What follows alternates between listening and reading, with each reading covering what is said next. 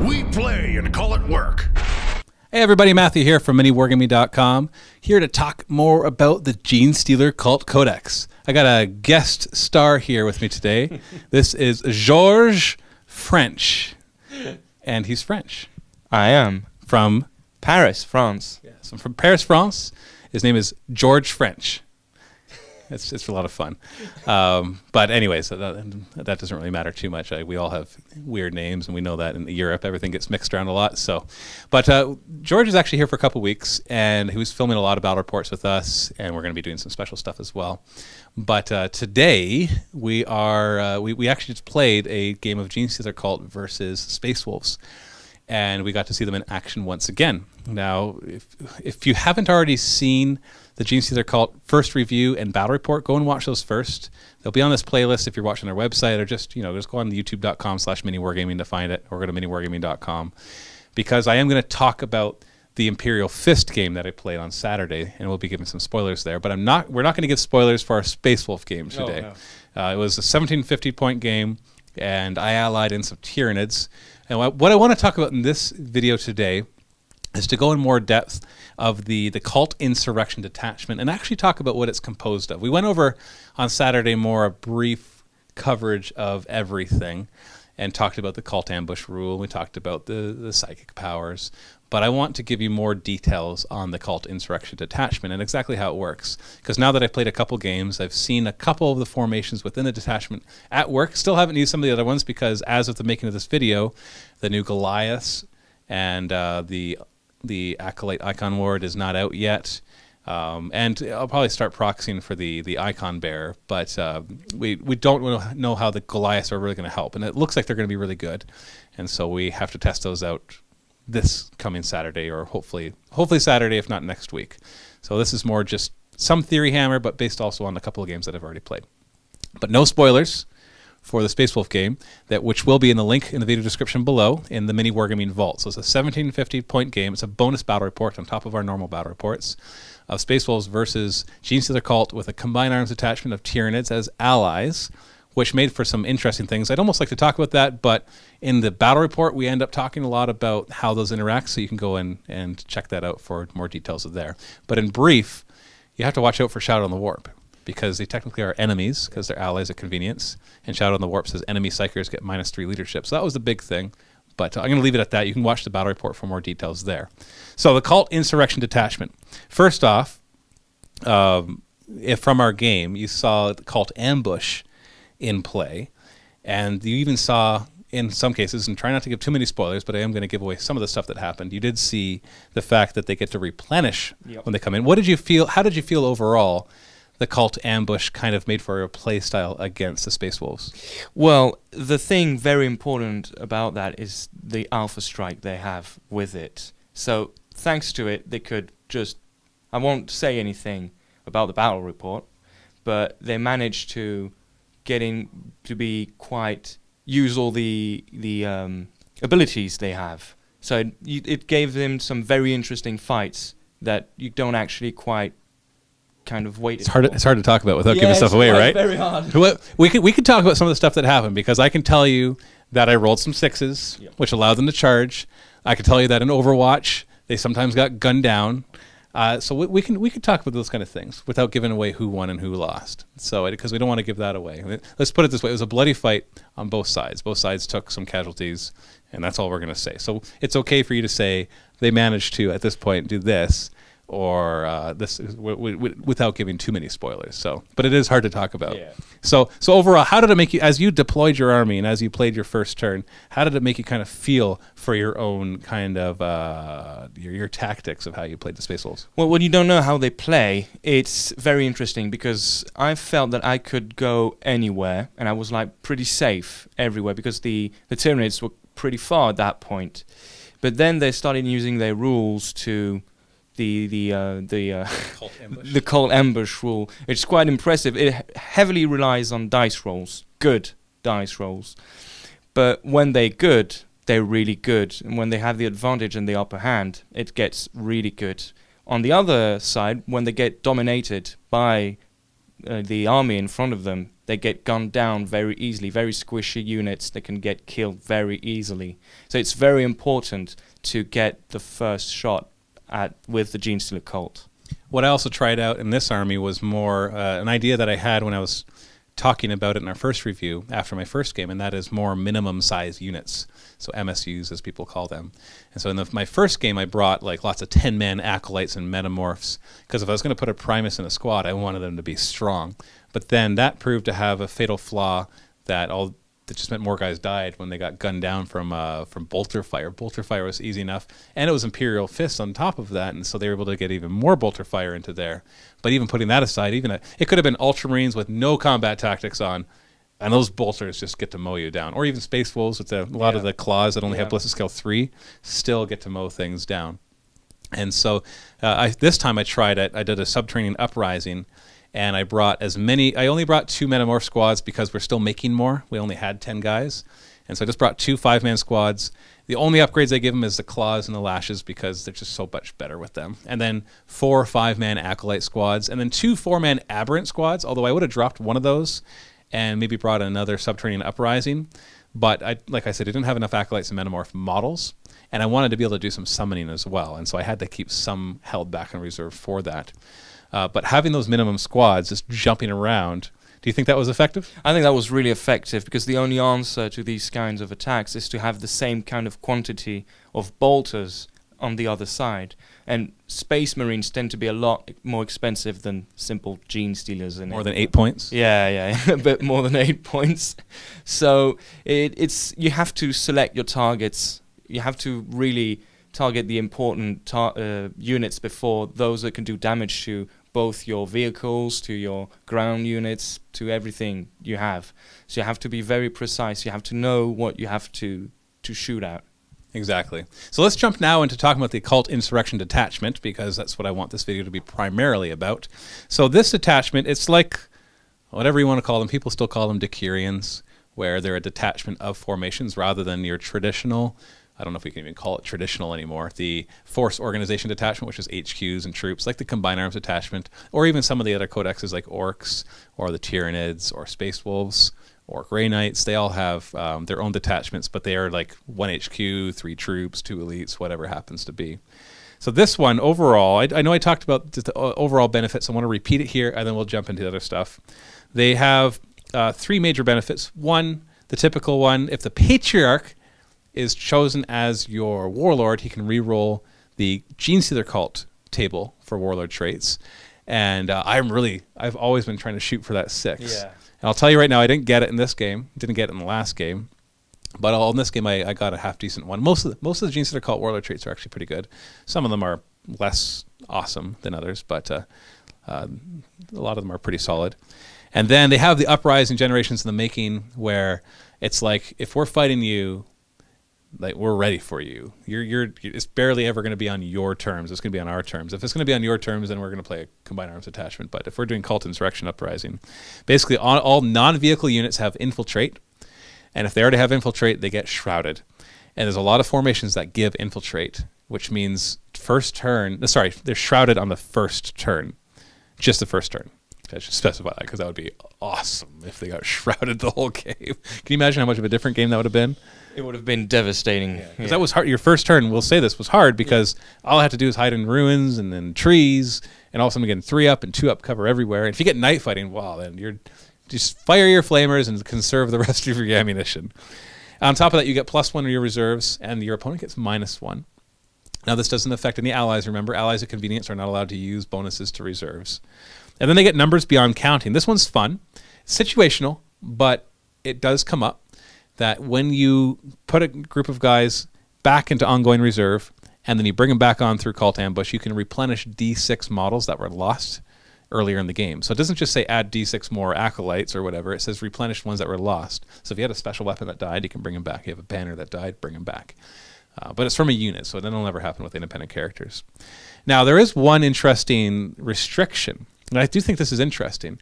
You're not allowed to bring more than 1 Patriarch, Magus, and Primus in the same detachment. Now, how familiar are you with the Genestealer Cult lore?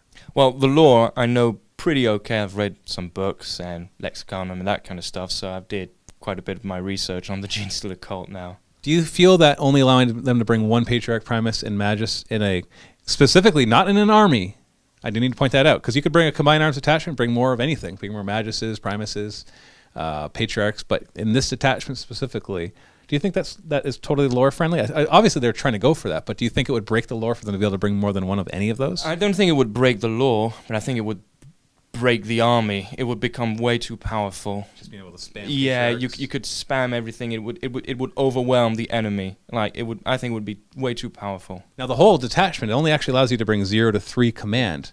Now there are 2 formations that allow you to bring Primuses and Maguses, so you could spam those formations, but they have other stuff that are required. So you'd only be able to bring maybe an extra 1 or 2 guys. But I think the easiest thing that I'd always bring is I'd bring more than 1 Magus, just to get more of the warp charges, more chances for summoning, and a lot of their other psychic powers are really good. So I thought that was interesting.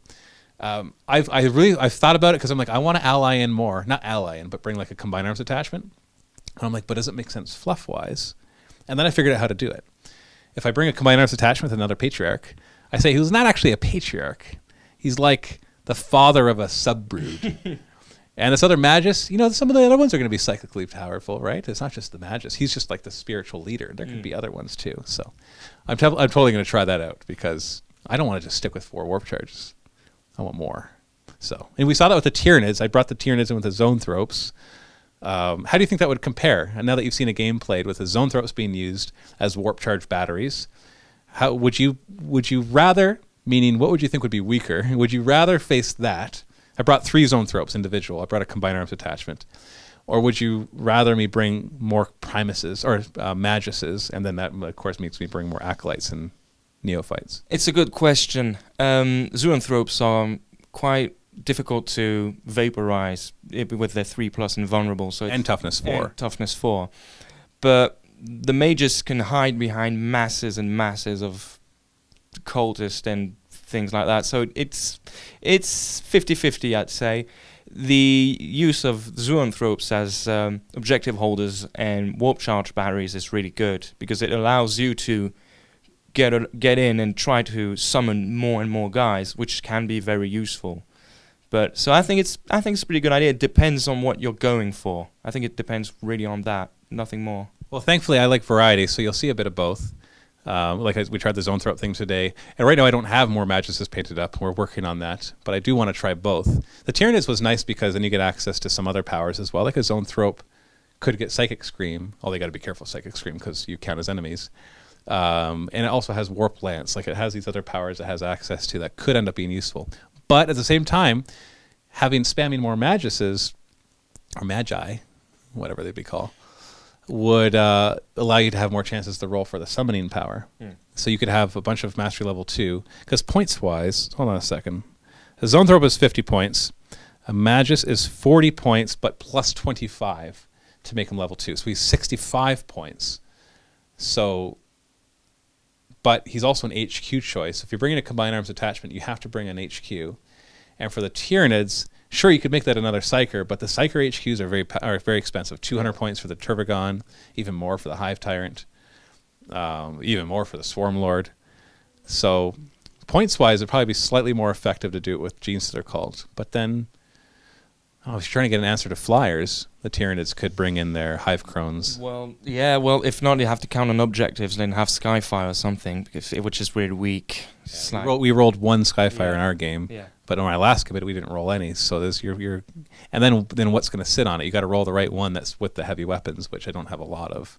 So it's interesting. I can take care of armor on the ground because of all the rending, but Sky can get it more heartless. So maybe Tyranids would be like when you're bringing, maybe when you know you need Flyers, Tyranids bring Zoanthropes for batteries, and Synapse, of course. But you got to be careful with them because they cast a shadow on the warp. So that's interesting, I think.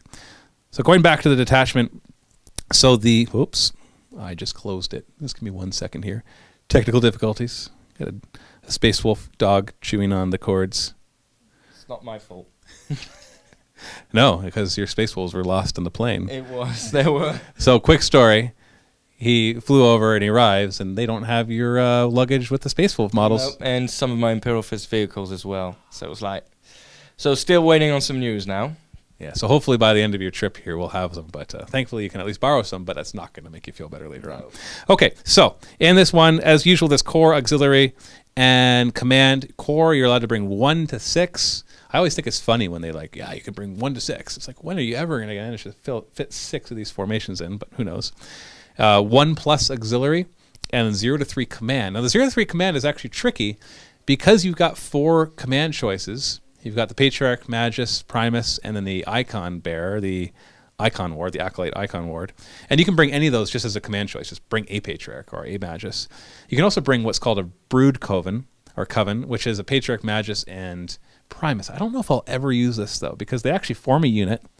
They can join other units, and they give the units like Fleet and Adamantium Will and Counterattack, I think, but they can only ever join together.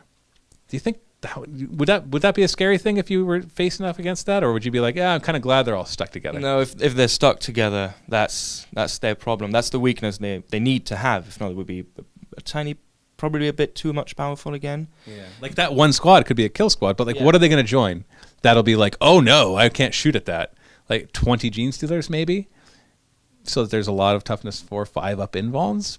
But that's a lot of points right there. It's 280 points for the Genestealers. If they joined a 10-man squad of Acolytes from Metamorphs, you're going to bolter all those down. So I don't know. I don't know if I'd ever want to bring. I think they're pretty situational. Like, you know, it's you. I don't know. If it depends on the needs you have. So I guess if there's a Death Star in front of you, you could build your own with that to try to counter it. But then again, something else could come in and gun it down. Yeah, so it doesn't feel like it's a thing I'd ever use. The other one that's really good for the other command benefit is the First Curse, which is a Patriarch and a unit of 20 Genestealers. Specifically, there's 20. That's too bad. I wish it said 10 plus or something. But it's 20 Genestealers, and it counts as one of your command choices. And the Patriarch, when he's with this unit, actually, sorry, the whole unit rolls a random mutation at the beginning of the game, and most of them are pretty good. One of them's like Assault Grenades, one's Poison, one's Rage, one's 4+ armor. That's the one I would care about the least because they've already got 5 up invulns.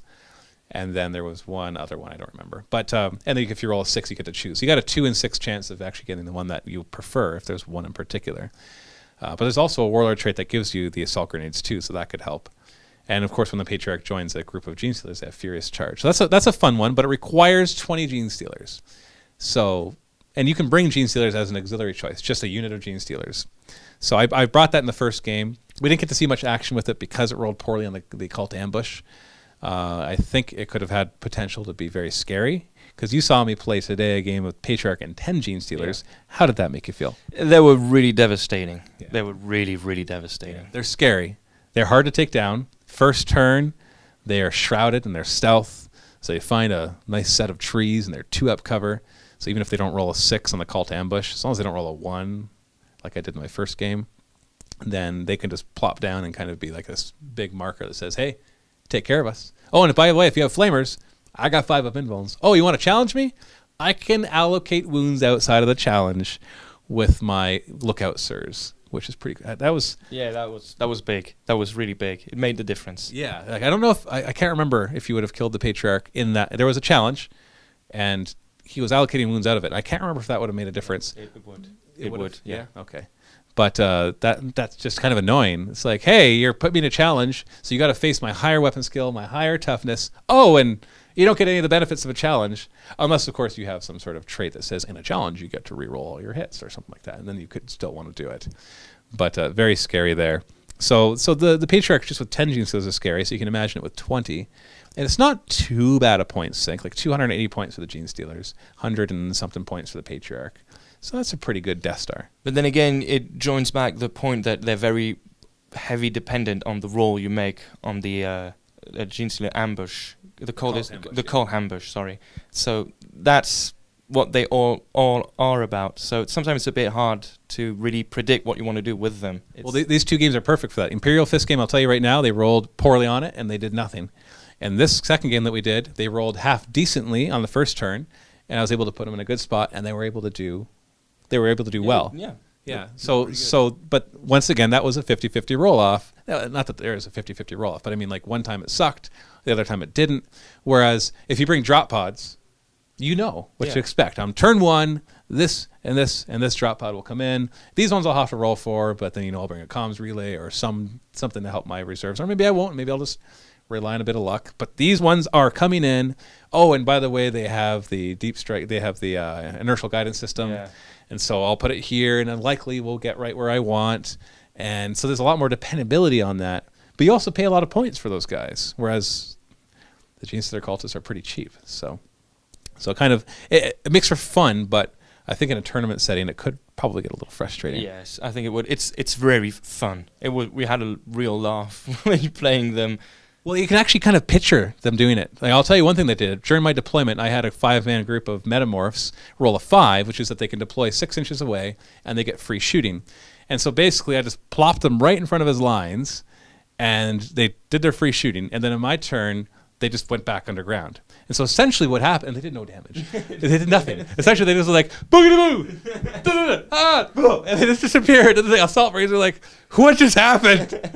Or we had like guys just like pop up, do some damage, and then pop away. And so like these guys are like coming around the corner, like, where'd they go? And it really feels like they're doing it. Like it actually has a sense of, and then of course you get the funny ones where a unit shows up, goes back, and then shows up in the same space. And it actually feels like they're like, okay, guys, take a left. Okay, left, great. Who's got the map? I got the map. Okay, just go. Okay, here we are. Ha! Oh, we're back in the same place again.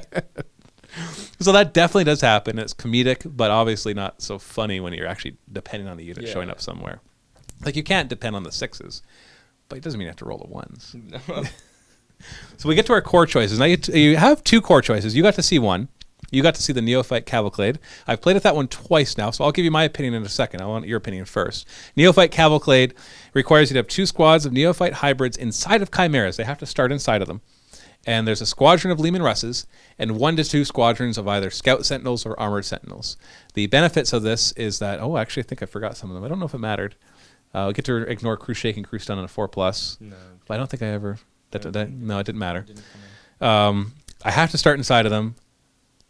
I gain infiltrate from the detachment, so the Neophytes have infiltrate, which means the Chimeras have it. The Chimeras don't have cult ambush, though, so I just have to do normal infiltration. But the other vehicles, the Leman Russes, the Sentinels, gain outflank.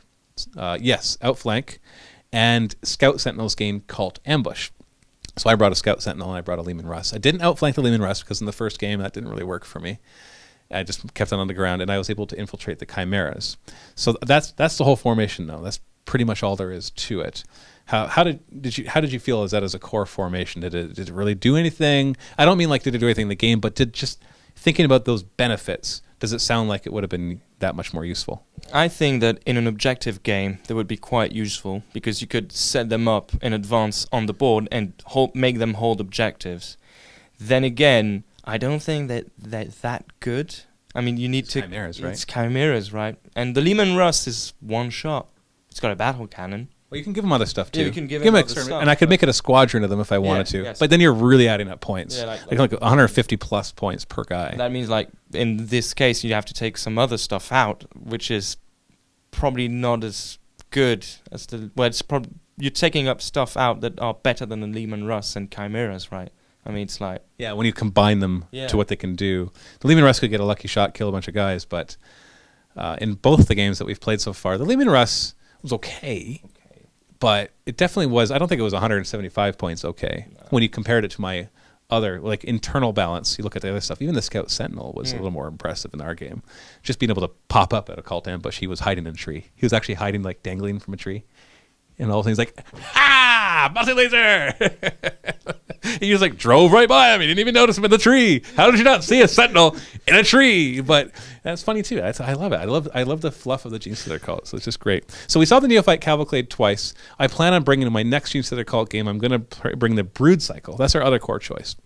And the Brood Cycle is the reason I've avoided it so far is because I really wanted to focus on the Subterranean Uprising, which we'll talk about in a second. But the Brood Cycle is another core choice. There's only 2 of them. And it has an Acolyte Icon Ward, which is your Acolyte with a big icon that gives buffs. Everybody within 12 inches gets Furious Charge and +1 Feel No Pain. It has to have 3 units of Acolyte hybrids, 2 units of Neophyte hybrids, 1 unit of hybrid metamorphs, a unit of Genestealers, 0 to 1 Aberrant squads, and 0 to 1 units of Goliath rock grinders. Now, of course, the Acolytes and the Neophytes and the Metamorphs could take Goliath trucks, and so we could fill up a bunch of those as well. And it gives a couple interesting bonuses. The Acolyte Icon Ward's 12-inch bonus becomes 24, but only for units in that formation. So everybody else is just 12 inches. It also, if a unit from this formation is within 6 inches of another unit from this formation, they get +1 weapon skill and leadership. And I think that is all. Yeah, Familiar Pride, so they get +1 weapon skill and leadership. And hold the banner high is 24-inch range, rather than... I did it again.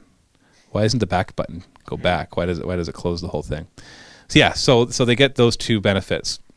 Now when you think about that, so I know it's hard to picture all at once, but we're talking about 3 units of Acolytes, 2 units of Neophytes, 1 unit of Metamorphs, and unit of Genestealers, and then the Icon Bearer. And then I have a couple options. Now we don't have the Goliaths yet, but that is a potential for what that could turn into. That whole thing could be mechanized. And then they could all be driving up together, getting within each other's 6-inch bubble, because they're all assault vehicles. How does that compare in your mind? Just totally theory hammering it here because we haven't actually seen it in action yet. How does that compare to the Neophyte Cavalcade? I don't know. They had kind of a flavor right now, popping in and moving out and everything. I thought it did add to the fun.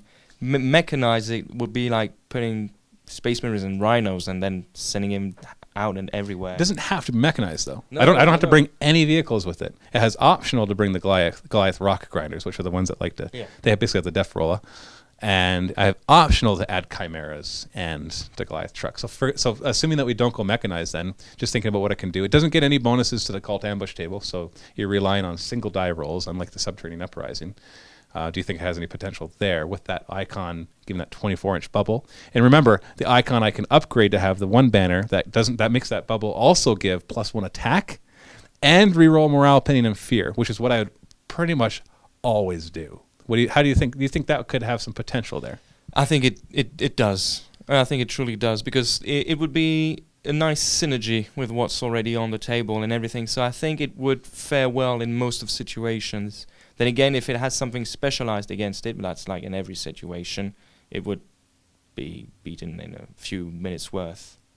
And I'm wondering if it'd be useful in this case to make that like a minimum squad size units guys as well, because in this case, you want them to be 6 inches from another squad, so having a bunch of 5-man squads. But then you have this icon who you want to protect, so maybe give him a 10-man squad of Metamorphs, but or you put him in a truck. But then if you're inside the vehicle, you don't give the bonus, because the FAQ has told us that if you're inside a vehicle, for all intents and purposes, you don't count as being on the table. So you don't get to just sit inside of a truck to give the bonuses. He has to be out in the open.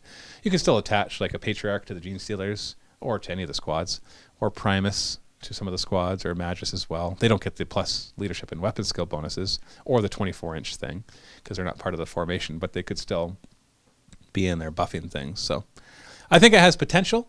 And I think as much as fluffy-wise, it kind of loses a bit of its fun of the Cult Ambush. I think if I were to bring the Brood Cycle, I would mechanize it. Yeah. Because they all have they all have Infiltrate. So I could infiltrate all those Goliath trucks.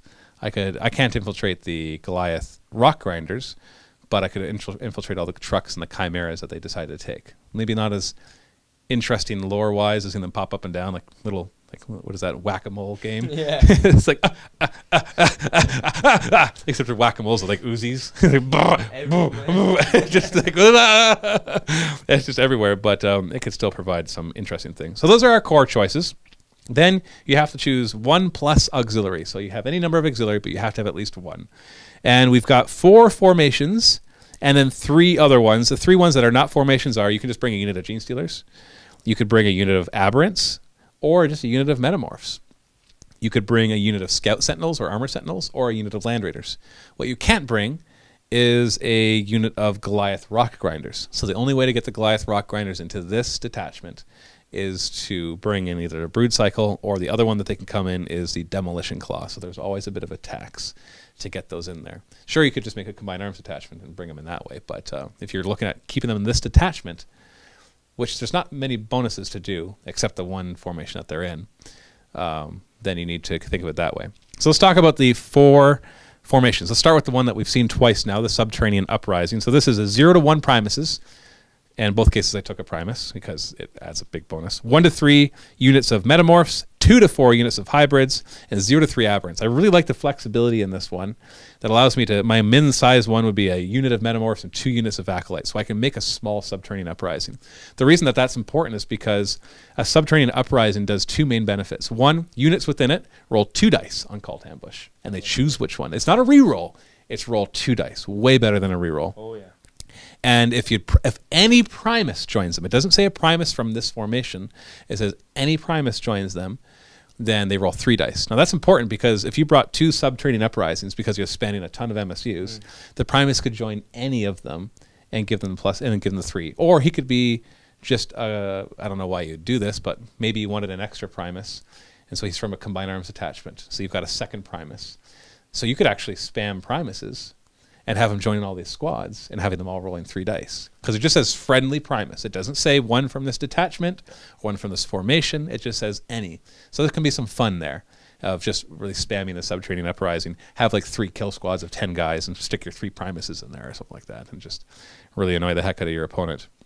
So you saw this one working, and you saw me rolling the 2 dice instead of 1, 3 dice instead of 2. How did you feel that worked? I think it worked pretty well. What you wanted, you had the results you wanted each time, nearly. Like, well, no. I'd say it became like 50% of the time rather than like 5% of the time. Because let's face it, you're looking for a 5 for shooting units and a 6. Yeah. So you only get 1 shot at the one thing you're looking for, and so even with 2 dice, you're not always going to get that. But you can at least avoid, for the most part, rolling the 1s and the 2s. So, okay, so overall, you thought I got what I was looking for. Any other thoughts about the Subterranean Uprising? Well, it's fun. I think it would be really efficient, but I think it's efficient because it works well with other things. If you would only bring like 3 units like that, you would probably have to sacrifice points somewhere else, and then it would lose a bit of its efficiency. So I think 1 or 2 units like that are really good. 3rd one would be too much. It would be overkill. Yeah. Yeah. Especially because you want to try to put your points elsewhere, like exactly. you're saying, like maybe extra Maguses, Magi, whatever they're called. So I won't talk too much about that one because we've seen it in play. Well, you'll see it in play a second time in this one.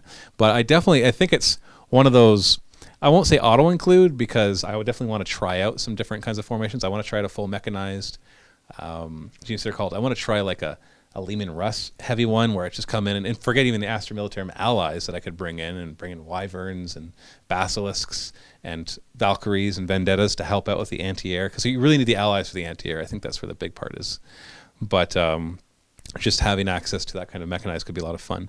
So speaking of mechanized, let's talk about the Demolition Claw. The Demolition Claw is 2 to 3 units of Hybrids and 2 to 3 units of Goliath Rock Grinders. Now there's a restriction. The Acolytes have to buy demolition charges, and demolition charge is a 1-use only, 6-inch range, strength 8, AP2 large blast.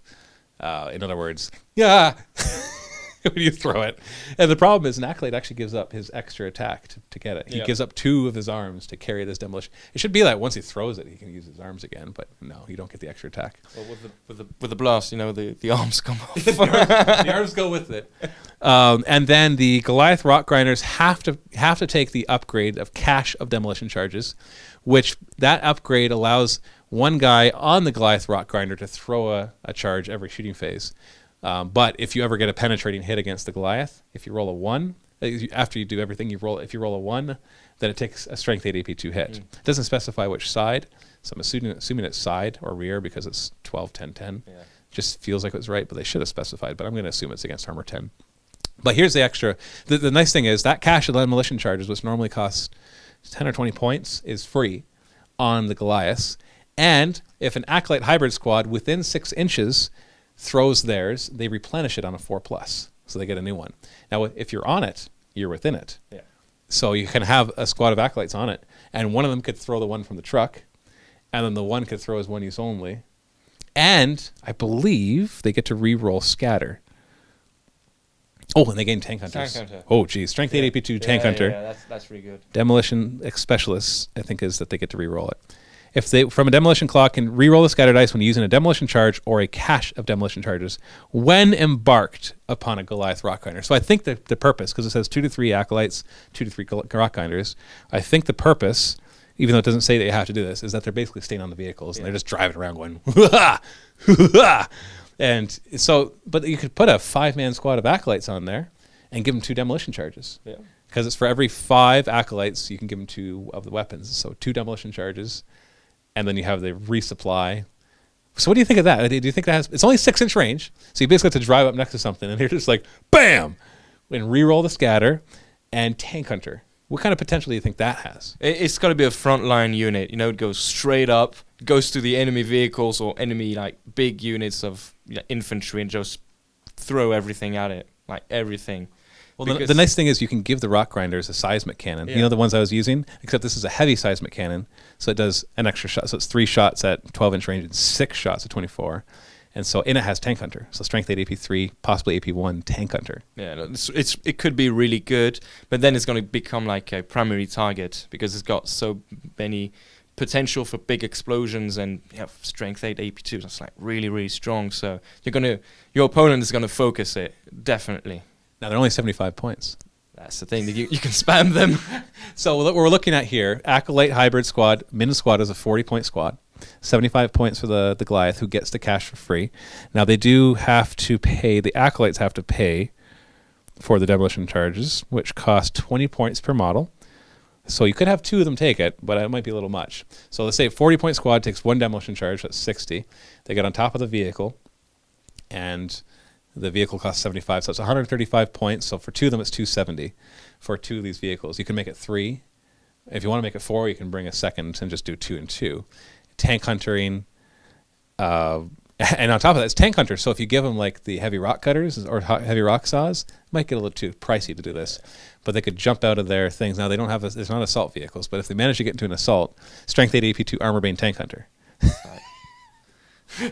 No vehicles are surviving that, but that might get a little too costly to be useful. Yeah, like you would focus like a Land Raider or something like that that's in front of you. Just throw the unit and you go, that's it. The Land Raider's, it's done. It's done. Yeah. So that's just it. So your opponent will focus it down. In the end, it's only 12, 10, 10 armor. So it's a Chimera strength armor. It does, now mind you, the Goliaths do ignore Crew Shaken, Crew Stun, and Immobilized on a 4+. So I'm definitely going to try it out. I think it'll be fun. Just like, it's like, it almost feels like an orc tactic. Honestly, it kind of feels like orcs. Like, rah, ah, boom, and everything explodes. Oh, I took a penetrating hit. Oh, 1 in 6 chance that I take another strength 8 AP2 hit. Let's face it, it's going to be another penetrating AP2 hit. So that can be kind of scary. Although technically, the Acolyte hybrids could take Goliath trucks. So does it say? Hold on. You know what? Let me check one more thing. Let me just. Don't press back. I won't press back. I promise. Using the iBook here. All Goliath rock grinders. So hold on. Does it work for Goliath trucks?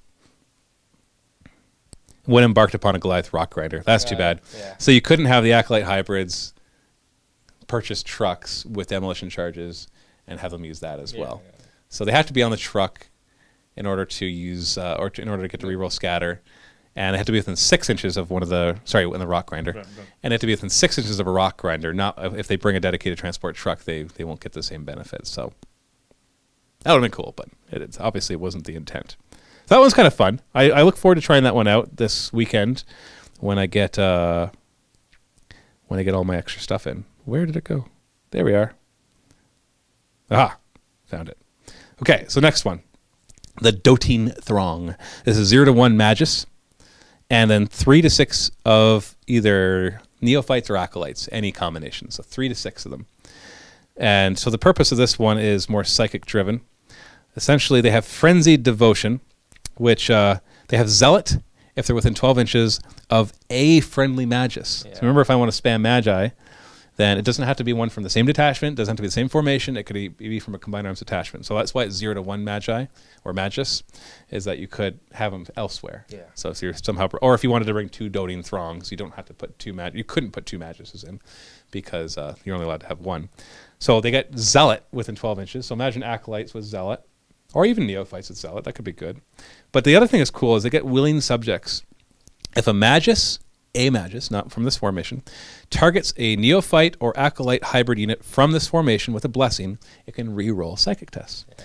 So that might not sound like a big deal because no problem, we could just roll 2 or 3 dice. But all of a sudden, when you know that you're throwing a Warp Charge 1 power, like the Rage and +1 Strength, or Relentless, Fleet, and Run and Charge, and it's holding Warp Charge 1, you might be willing to risk just throwing 1 die. If you spam 3 Magi, you got 2 Maguses, and I know you can Magi and Magus, I don't know which one it is, who cares. You bring a Combined Arms Detachment with 2, and you bring 1 in this formation, you got 3 potentials for getting the Relentless and the Running and Charging, 3 potentials for getting +1 Strength and Rage. Those are the only 2 blessings. Yeah. And so you have 3 potentials for those. You give 1 to Crouch Lean, so you even have another potential. So you'll be generating 2 powers, 2 powers, and 3 powers. And then you're just like, hey, Neophytes, give them some heavy weapons and give them Relentless. Or maybe make it all Acolytes and give them Fleet, Run and Charge, or +1 Strength and Rage, or both. So do you think this one has potential? Now, they don't get any benefits of the other formations, like they don't get to roll 2 dice for Cult Ambush. They don't get to be within 24 inches of an Icon Ward and get that. They just get this bonus and nothing else. Can they summon the others? You summon, like, if they can summon, then you would save up warp charges for that and to get your 3 warp charges to summon like some acolytes and everything and get them 4 points and full equipped. But you couldn't. They wouldn't then benefit from anything for this formation, because when you summon, they're not part of any detachment, unless your Tyranid spawning Termagants for some reason. And so if you summon guys in, now what you're saying is it could, in a sense, could allow for better summoning, because you could leave 1 or 2 dice left over and just be like, oh, 4+3 rollable. That's a pretty good chance. So if I'm not like super desperate to get it on the squad, then I can just throw 1 die at it, throw 1 die here, throw 1 die here, throw 1 die here, throw 1 die here. And if you could have just a Patriarch and a Magus, and if the Magus has both those psychic powers, he can just like throw 1 die at each of them and then use the rest for summoning or for whatever else the Patriarch, because it has to be the Magus targeting him, not a Patriarch, in order for them to get the bonus of the reroll psychic. So does this one sound interesting, do you think? I think it sounds interesting. It sounds interesting if it works with something else again. I've got the idea that these formations cannot work alone. They have to work with the others. They can't be taken individually. Yeah, right? And you could take them individually because they're formations, so you're allowed to just choose that formation, be like, I'm going to take that and a Combined Arms Detachment, or heck, just somehow fill up the points with just those formations. It just won't have the detachment benefits, that's all. So I think they should be in the detachment where they could work with other formations. If not, they won't be as useful. It gives you also a method to bring just more Neophytes or Acolytes if you're looking for a way. But I think it'd be more Neophytes that you'd be caring about. This almost seems like a good place to put your heavy weapon Neophytes, because then you could try to roll for the power that gives them Relentless, and then they could move around with Relentless with their heavy weapons, the seismic cannons and mining lasers and all that kind of stuff. I have to admit, it's one of the least or the less interesting ones in my mind, but it's not nothing. It's definitely something I'll try, because I'd like to try them all. Last one, the Deliverance of Brood Surge. This is just simply 2 to 6 units of Neophyte hybrids, but every single one of them has to be in a truck. Yeah. And I don't know if they have to start in a truck, but they each have to take a Goliath truck. So 2 to 6 units of hybrids, sorry, Neophyte hybrids, not Acolytes, Neophytes. And they get 2 things. This is where they go a little nuts. This is kind of orky too. Reckless Fanaticism. All units of Neophyte hybrids from the Deliverance Brood Surge must begin on their truck. These units can disembark even if their vehicle moved cruising speed. This is why I would have rather be Acolytes, because they're better at charging. But let's face it, you get the Neophytes out and you give them +1 strength and rage. That's pretty good too. Pretty good. Yeah. They can disembark even if they go out after cruising speed, though each model that does so must take a dangerous terrain test. So this is obviously meant to be like this, driving up and just like, boom, the vehicle just kind of ejects them out in front of them because it's open top vehicle, so they can basically go anywhere. And then they got Perfervid Crew, if I'm saying that right. Each time a vehicle from this formation suffers a crew stunned or crew shaken, it ignores it. Not the whole point. So just, you can't stun it, you can't shake it. The guys are just, they're all the way up and they toss their guys out. And that is that. So how does that sound? Does that sound like it'll be fun? It sounds really fun. It sounds a bit Mad Max-like. It really does. Like, for honor, throw everybody out. Witness me! Yeah, you should paint up the squad of hybrids all with like chrome's teeth and stuff, and then that's the ones that get to ride inside of it. You gotta like have them like, hanging off the side of it, because that's what I picture. Yeah. And it feels very rickety, except that it ignores crew shaken and crew stun, whereas like I feel like a truck for an orcs would just break apart as it tries to do this. But 2 to 6 squads, if you want to move up 12 inches, and remember, if you're part of the detachment, the squads will have infiltrate. So you could actually infiltrate the trucks, then move up 12, and then disembark. Now, you can't charge, of course, but once again, you can get in a better position and then maybe wait till turn 2 to do a charge. Or an objective. Yeah. Or an objective. Yeah, exactly. You can, yeah, because it's not just, it sounds like the fluff of it is that they like charge headlong into an enemy, but you could use this to grab an objective. Move 12 inches. Yeah, I guess you could flat out those 6 inches to grab the objective, but these guys could disembark 6 inches and then maybe toss Relentless on them, and then all of a sudden they get to fire at full blizzard skill. Although does Relentless help if you're moving 12 inches? I don't know, but doesn't matter.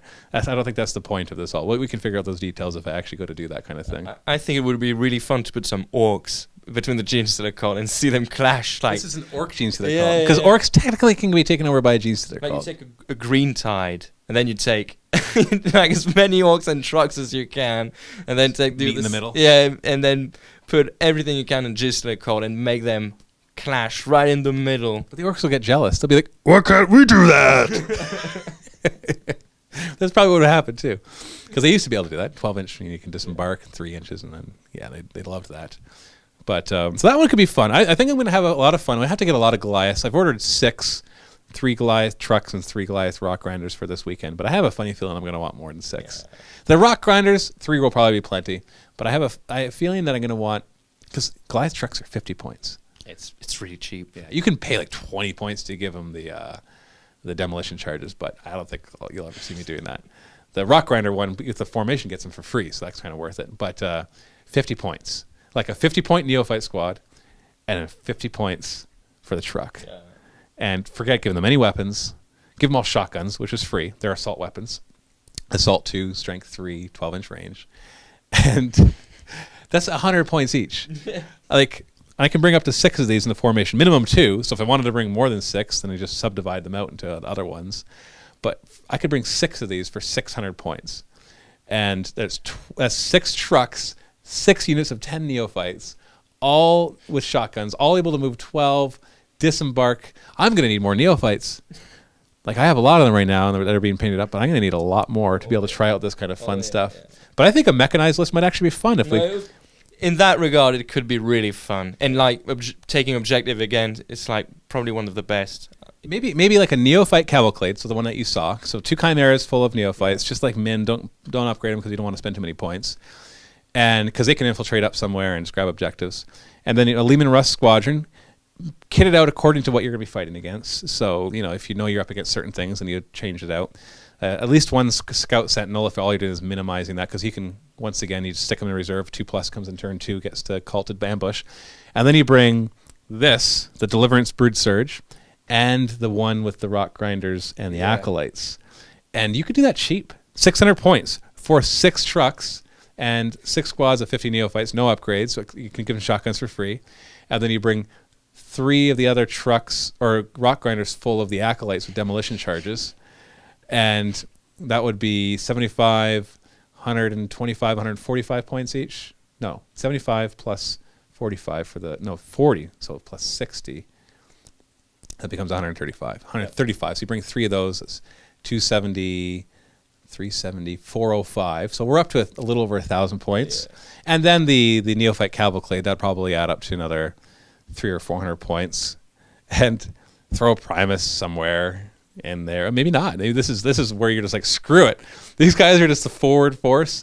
They don't need any buffs. They're just going to use their tank huntering and their infiltrating and their 12-inch. That could be a lot of fun. It could be. That would be 9 Goliath vehicles of some sort, 2 chimeras, a squadron of Lehman Russes, and a squadron of Sentinels. Yeah. That sounds fun. It's like another kind of Tyranid swarm. It's like you can spam them, and they're swarming in their own regard. It's like that'd be 75, 85, 95 ground troops. And we're not even talking full 1750 yet. That's not even 1,500 points. So you could easily fit in something else. Yeah. I don't even know what, but that maybe I'd buff up the Lehman Russes and just bring in lots of Lehman Russes, just to give you that extra firepower. Or bring in an ally for something that you need, like a flyer or whatever. But that sounds like fun. It I actually, sounds like fun. now that I've talked it out loud, because at first when I was reading through this, I'm like, these guys in trucks just driving around, whatever. But now that I'm like, if that with that with that, that's not that expensive. I think that's the one thing the Genestealer Cult has going for them. They are fragile, Yeah. but they're inexpensive. Yeah. They're expendable. Yeah, Yeah. exactly. And so I look forward to trying that out. Now I'm really looking forward to those glides. I think I got to order 3 more now. Yeah, 3 more trucks. I think that'll be enough. 6 trucks, 3 rock grinders. It'll be good. It'll be really enjoyable to see. Yeah, exactly. And I got to play a game of mechanized. Maybe that's what I'll do for this Saturday's game. Will be the mechanized one against something.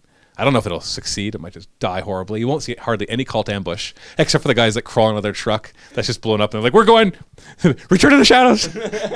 But then they move so far. Now they're less than 6 inches from the enemy, so they... Yeah, that's true. Yeah, unless they're running away. Yeah. They're like, tick, tick, tick, tick, tick, and then they disappear. So that sounds like a lot of fun. So that is the Cult Insurrection Detachment. That's all we're going to talk about in this video. So you can go and check out the battle report where you get to see that detachment in use again against Space Wolves. 1750 points in the MiniWarGaming Vault. The link below. If you're not a Vault member, you can still click the link, get an instant access to it with a free 7-day trial.